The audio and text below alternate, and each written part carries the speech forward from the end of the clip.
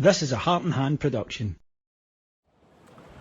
Hello everyone, it's David here from Heart and Hand, reporting from Ibrox, where I think we have just witnessed the death knell of the Russell Martin regime. Rangers going down 2-0 here to Hearts, and Ibrox was not slow in letting the manager know exactly what they thought of him and where they want him to go.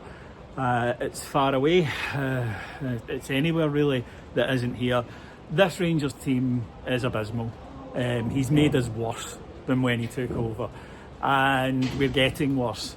In the press conference afterwards, fan media, we told him the fans don't want him here. Will he resign? He said no. He said that it's not tactics, it's players lacking confidence. I said, how are they going to get confidence with you here then? Because the atmosphere isn't going to change. The fans have made their mind up on you. And he said, I'll keep going until I'm told not to. That decision to tell him not to has to be coming soon. Rangers have made a mistake in hiring Russell Martin. He was a bad appointment. It happens. But what you don't then do is compound your bad decision by keeping it going in the face of all evidence. This Rangers team in the first half were abysmal, really genuinely bad. Nothing functions in it. Whatever it's supposed to be doing, and I'm not sure it knows what it's supposed to be doing, it doesn't manage to do. And in the end, Hearts were able to see Rangers off with a minimum of fuss. Goal in the first half. There was a handball in the build-up. It could certainly have been ruled out for that. A good finish from Lawrence Shankland. Then they got the second half with a penalty. I didn't see it close up in real time. I was at the other end of the stadium. I'll need to see it back. But even then, you know, on a day where everything goes wrong, Jack Butland saves it and Shankland puts away the rebound. Rangers did rally a bit in the second half. How often do we say that? It's always too little, too late, and it was the same here.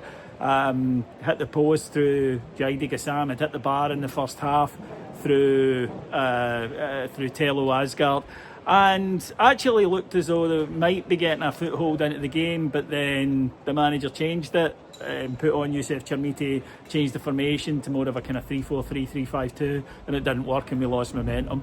And that's the thing, when you get to this stage, and we've seen it with managers in the death throes at Ibrox, we've seen it, they start chucking stuff against a wall and hoping for the best. And that's what this Rangers team looks like. The fans are universal. You heard it inside the stadium today. A lot of people say to me, oh, you need to tell him in a press conference. Trust me, he knows, right? When there are 50,000 people telling you where to go and telling you that they want you out and you're getting sacked in the morning, you know.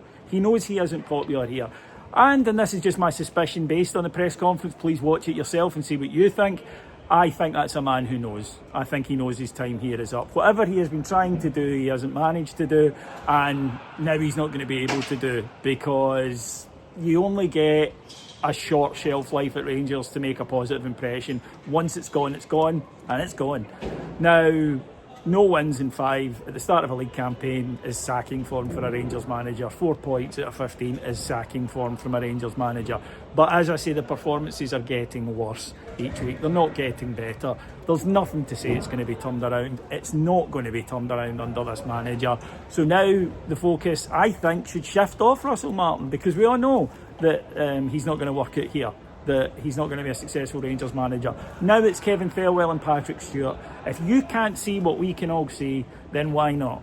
And then we need to debate about whether or not they're the right men for the job, because this Rangers team, I think, there are players who you look at and you think they won't work out. Obviously that always happens early in the season, but I think there's more talent in the side than it's showing. Certainly more in terms of results. This Rangers team looks as though it's unlearned how to play football, never mind relearning a new way to do it. At the moment we're a confused and shapeless mess, and the fans are quite right to be utterly disgusted with what they're watching. It's now time for the Rangers board to act, to rectify the mistake they made and bring in a new manager. Thanks for listening.